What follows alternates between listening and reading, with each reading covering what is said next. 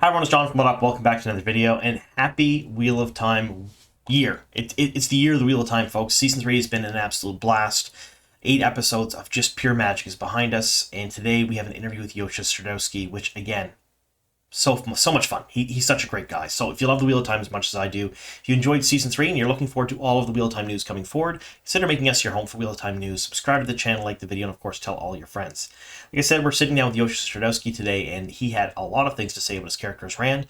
And for you folks out there that don't know, he is a massive fan of the books and has read the series more than once, and has very intimate knowledge of Rand's entire arc, and he gets into that during the interview. So let's dive into that right now.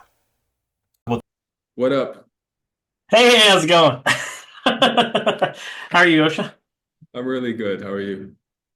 Fantastic. Thank you so much for doing this. I want to start off by saying that the fans super love you as Rand. Like, Oh, it's been wow. nothing but positivity for years now, and this season, you really jumped it up a notch, especially for people who know the books well. I think we're starting to see the Rand's decline into Darth Rand. Just a little bit. Love that. I want to see more of that. 100%. So, you have read the books. I do know that. You've talked about it in social media and whatnot before. How does that influence the way you play Rand? Oh, it influences me in all ways. It's especially now with time passing, felt like season three, um, I really knew what I wanted to take from the books because I was also like this. There's many examples, so it's hard to pick one thing, but like channeling, for example, I had so many notes because there's so many beautiful descriptions of Robert Jordan about how the channeling feels that I had many ideas of, because I also felt for the audience this season it was important to understand how it is because it's such an important aspect of the Wheel of Time.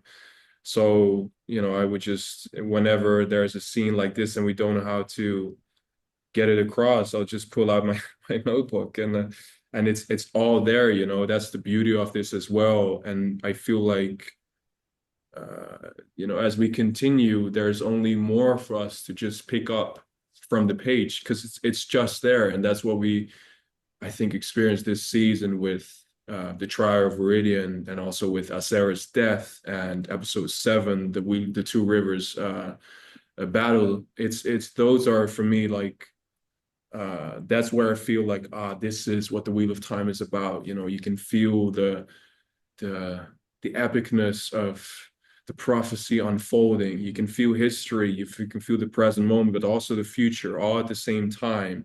And somehow it's all correlated and influences each other. So yeah, it's the source material is an endless source of inspiration for me.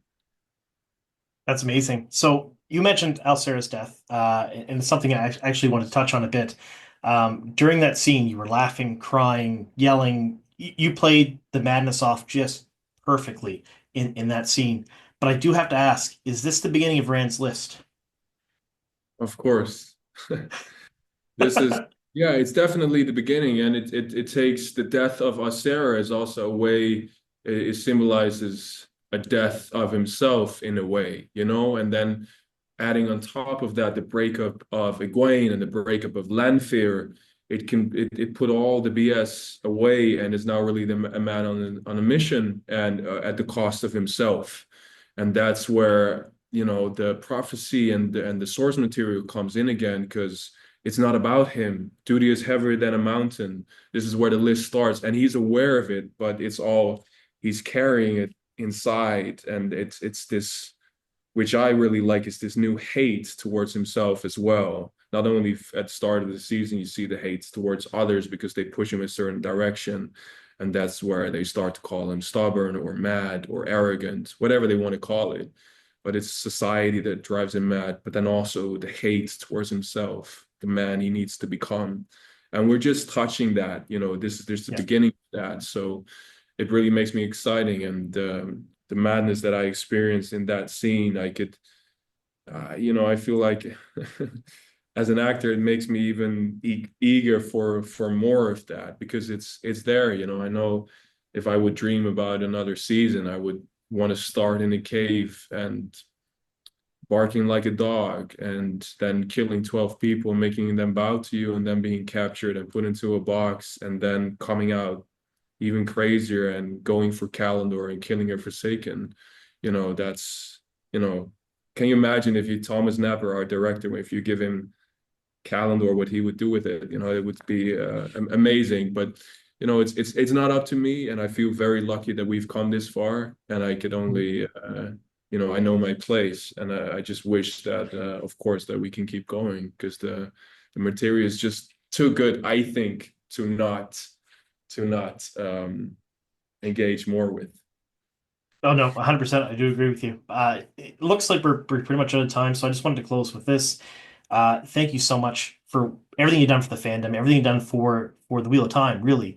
I mean, playing Rand the way you do, it just brings that element of perfection to the character. It really does. And the fandom has responded to it over the years, and they certainly have for season 3. So looking forward to episode 8 airing in just a couple of days, and what you do with the Golden Bowl. It's going to be absolutely fantastic.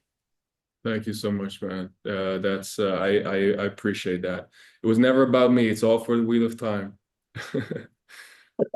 What can you say other than the fact that he is Randall Thor? He embodies the character so much. And I've said that about a number of different people here on the channel that I've interviewed. They embody the characters. And in my head, I cannot see these characters as anyone else.